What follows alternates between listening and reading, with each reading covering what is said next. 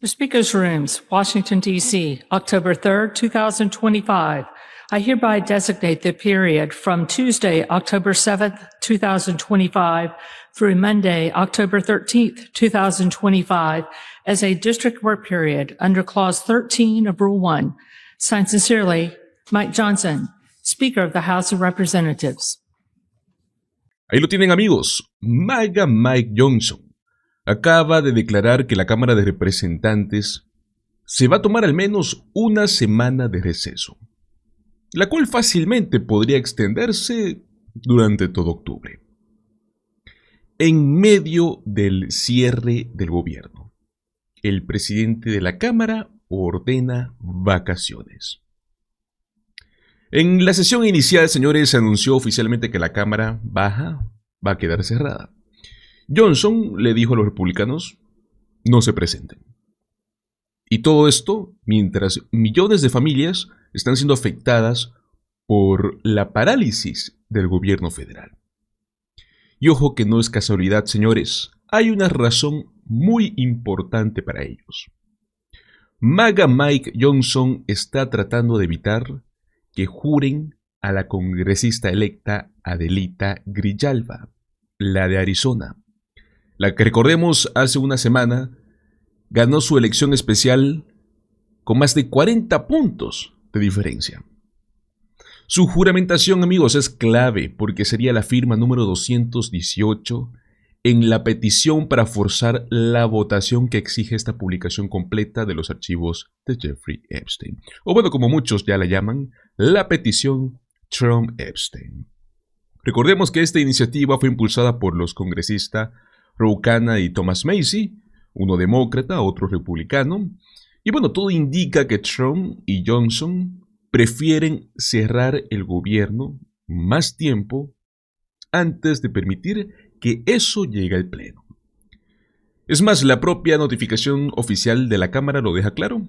Del 7 al 13 de octubre se designa un periodo de trabajo en los distritos. O sea, en otras palabras, vacaciones pagadas mientras el país sufre un cierre de gobierno.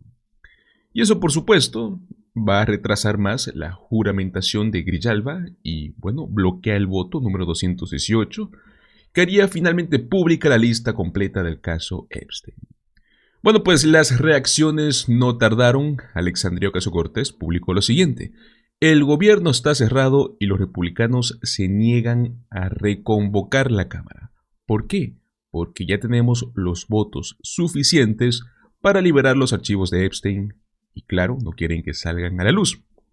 Luego, pues la misma Adelita Grijalva desde Arizona escribió lo siguiente: siguen jugando con mi fecha de juramentación. El pueblo del sur de Arizona merece representación ahora. Y la congresista Teresa Leger Fernández añadió esto: Johnson acaba de cancelar la próxima semana. ¿Es porque no quieren reducir los costos de salud o porque no quieren publicar los archivos de Epstein? Creo que sabemos la respuesta. Ambas cosas.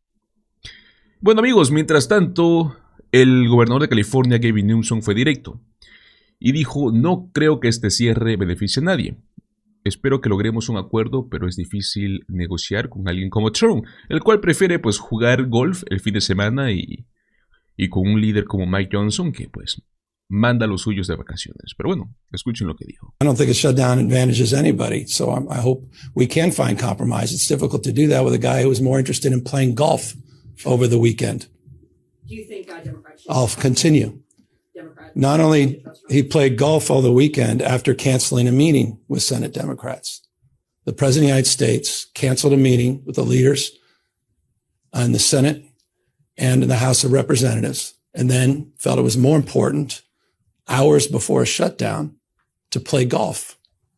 And then, rather than having a serious meeting, decided to troll those leaders with a Trump 2028 hat that he put on the Resolute desk and sent out a tweet after he sent out an AI video doctored with a racist video of Speaker Jeffries in a sombrero.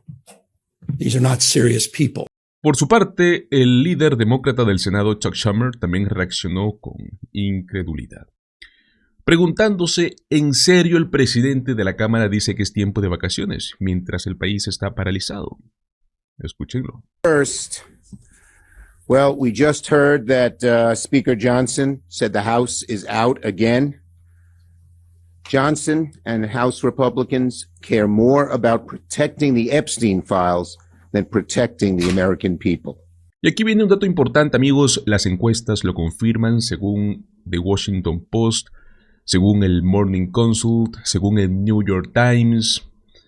Por amplios márgenes, los estadounidenses culpan a Trump y a Mike Johnson y a los republicanos por este cierre de gobierno.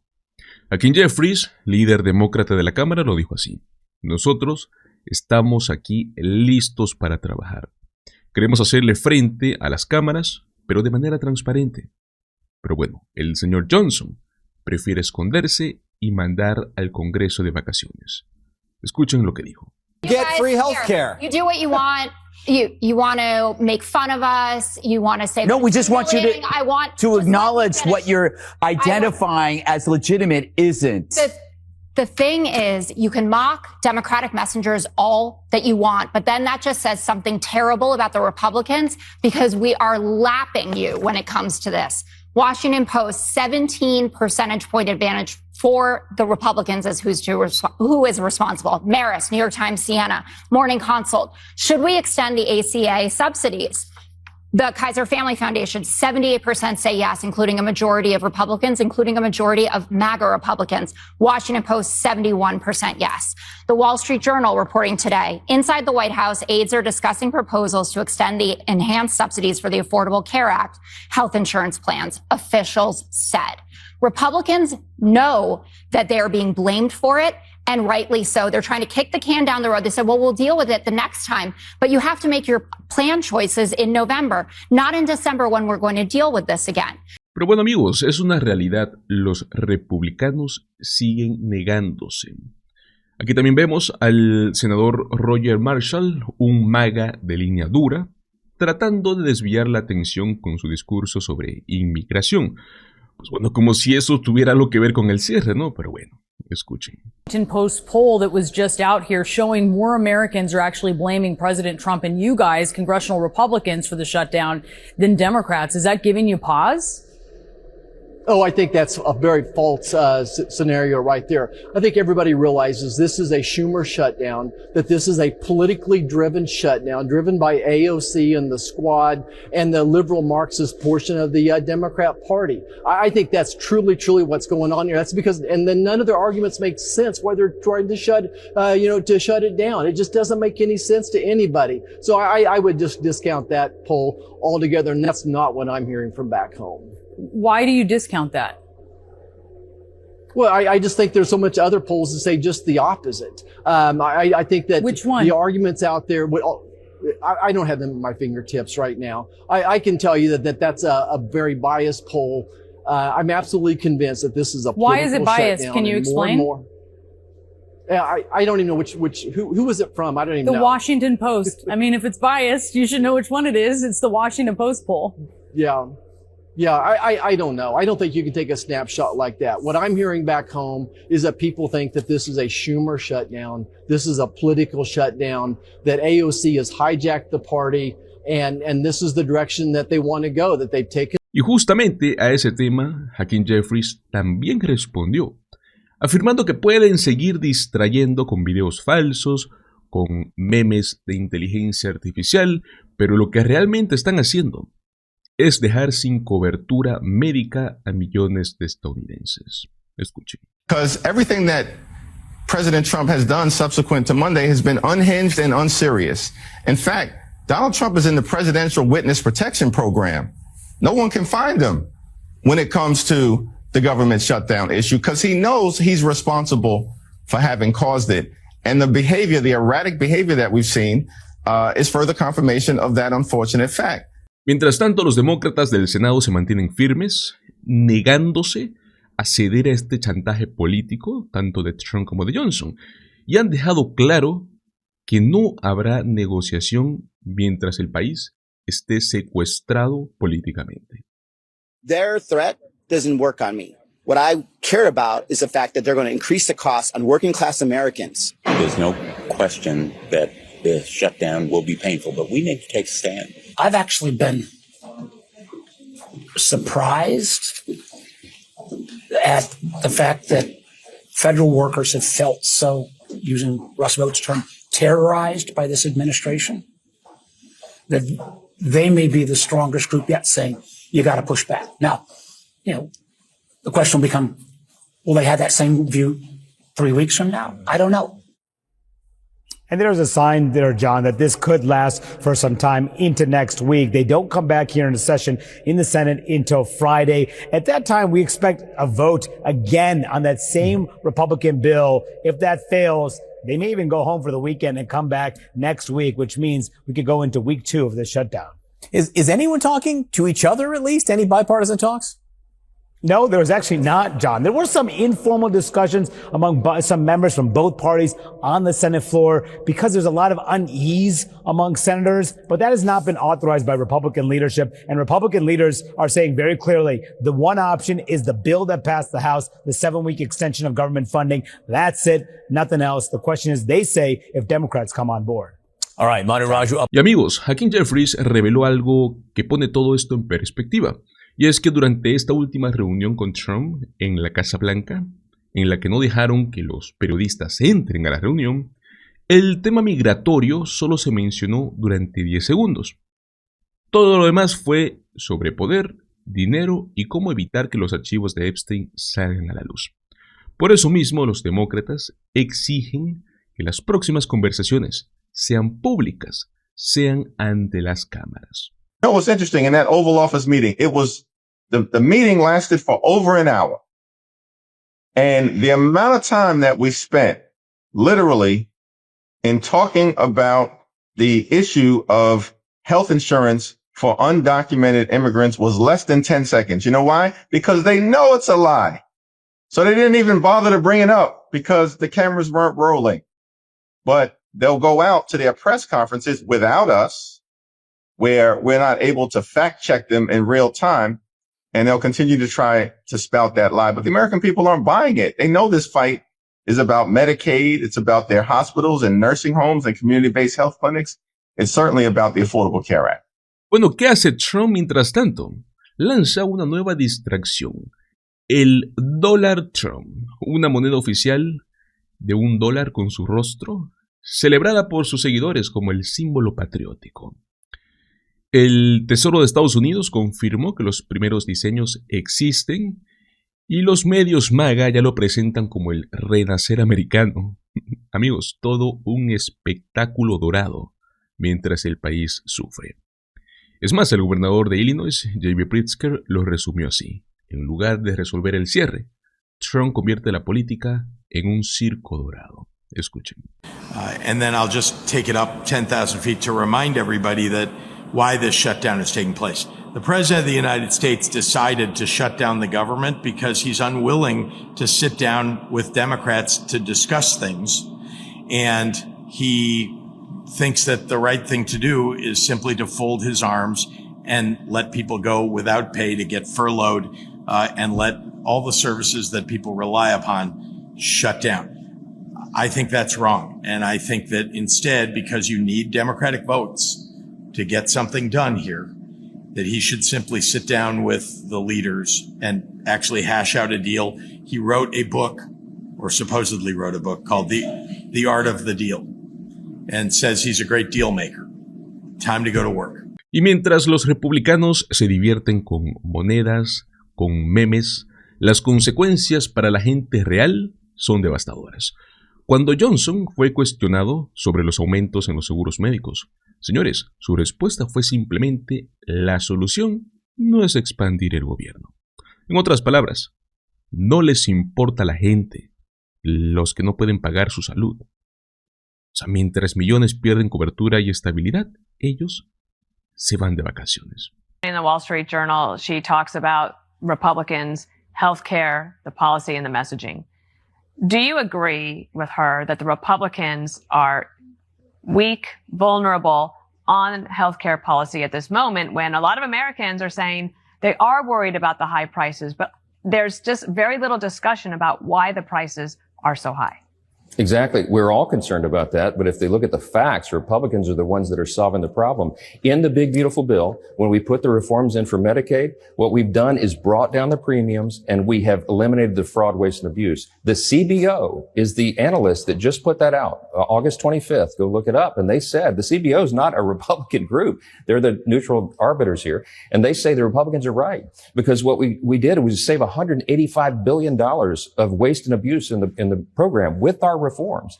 And we're going to get 2.3 ineligible recipients off of that. That's those illegal aliens. That's the young, able-bodied men. But what about who are people siphoning who resources. people who are not on Medicaid, people who are either on the Obama exchanges or are worried they're going to lose their employee-sponsored health insurance?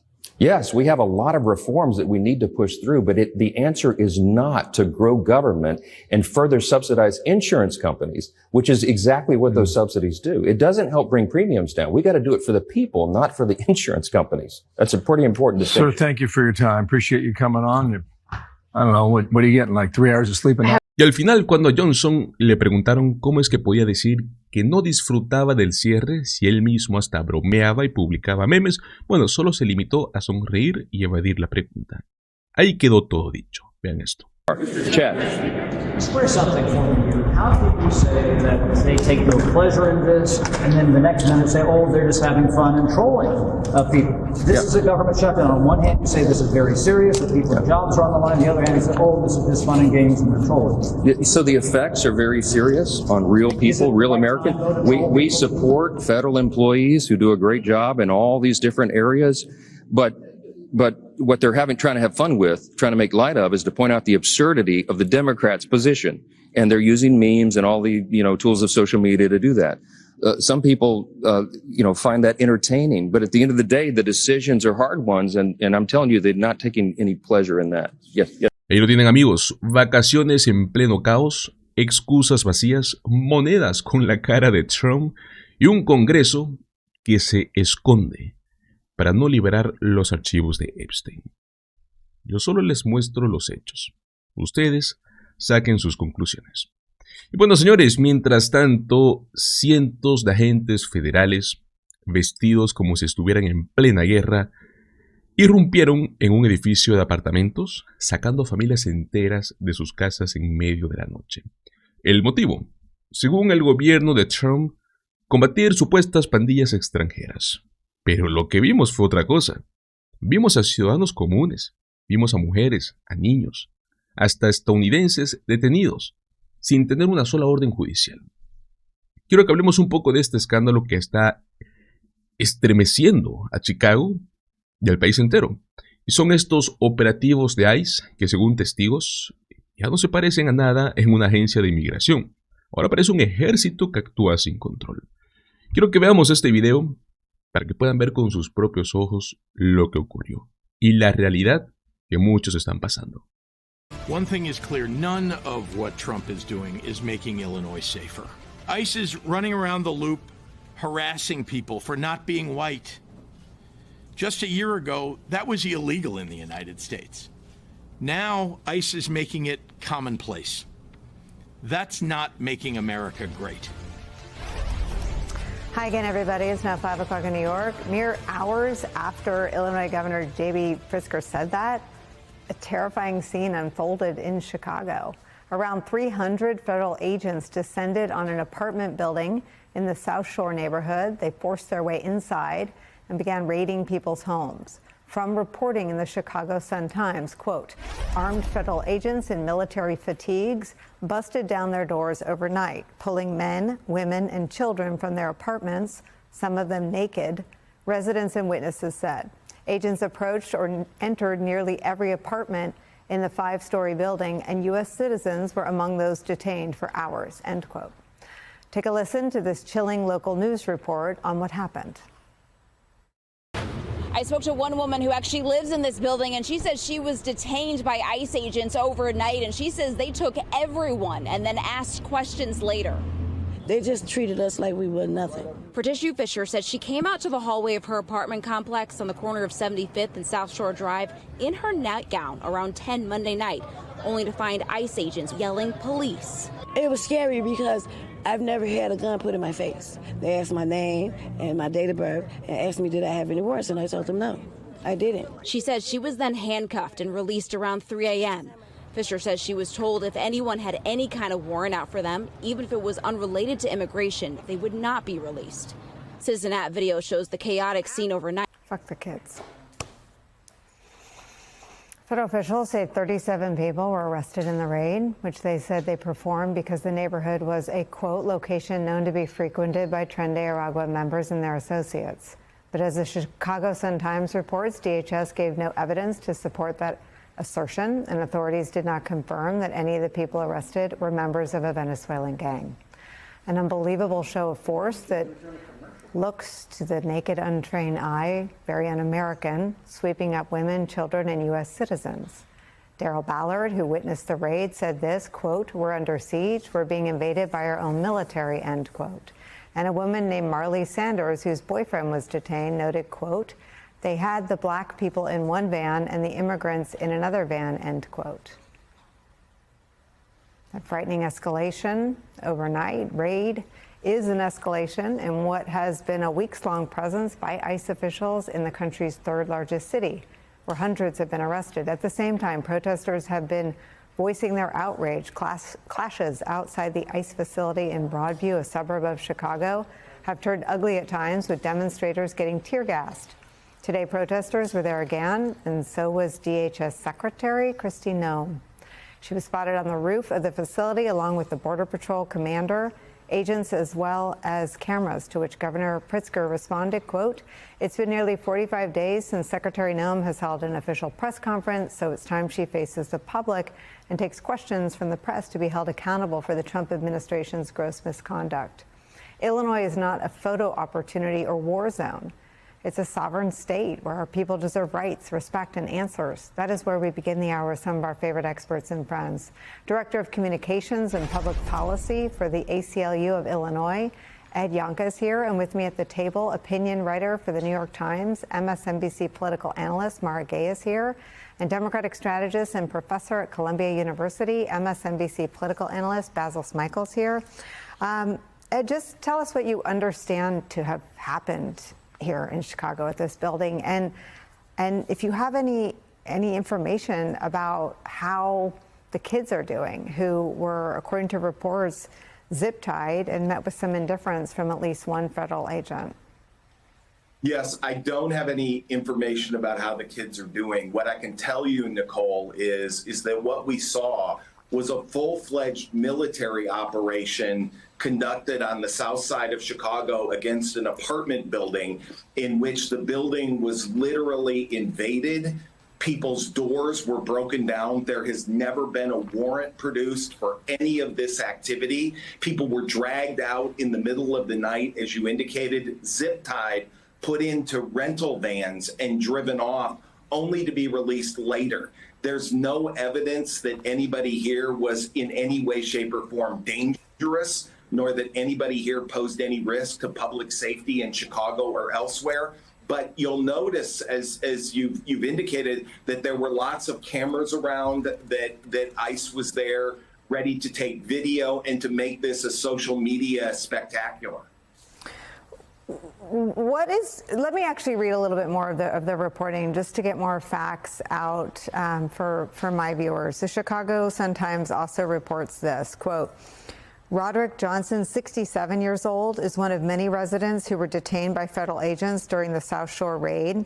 A U.S. citizen, he said, agents broke through his door and dragged him out in zip ties. Johnson said he was left tied up outside the building for nearly 3 hours before agents finally let him go. Quote, I asked agents why they were holding me if I was an American citizen, and they said I had to wait until they looked me up, Johnson said. Quote, I asked if they had a warrant, and I asked for a lawyer. They never brought one. What is your understanding of the legal framework upon which the raid took place? Thus far, we've been given no evidence, and there's been no evidence presented to the public in any way about a legal framework for this particular raid, for bringing in this kind of force. Again, helicopters and drones and armed agents knocking down people's doors without any evidence that there was a warrant or that anybody was sought that would have caused them to, again, not, take everyone in the building away as it was. But I have to add, Nicole, that one of the things is that this particular event is just part of an escalation of force and violence that we're seeing from the federal government in Chicago that is clearly designed to create an intimidation and oppression across this city and to make people scared of their own federal government. Everything from what's happening at Broadview, as you mentioned, to, armed officers marching up and down Michigan Avenue, taking people away from Millennium Park, a family that was just visiting, the Bean at Millennium Park was taken into custody on Sunday. This is just a government that is clearly out of control and, sees force as the only way in which they can try to seize control of a city that doesn't agree with their immigration policies. Ed, DHS has said that there were federal agents from Border Patrol, the FBI, the Bureau of Alcohol, Tobacco, Firearms, and Explosives. Federal agents rappelled into the building complex from Black Hawk helicopters. If you were, do you plan to proceed with any legal action against any of those multiple agencies on behalf of... Ok, amigos, primero hablemos de lo básico. Ningún agente presentó una orden judicial, ninguna. Entraron a la fuerza, rompieron puertas, esposaron a residentes y hasta ciudadanos estadounidenses, tal cual como el caso de Roderick Johnson, ¿no? Un hombre de 67 años que fue sacado de su propio hogar y dejado esposado por horas, solo porque supuestamente iban a verificar si era quien decía ser. Eso es ilegal.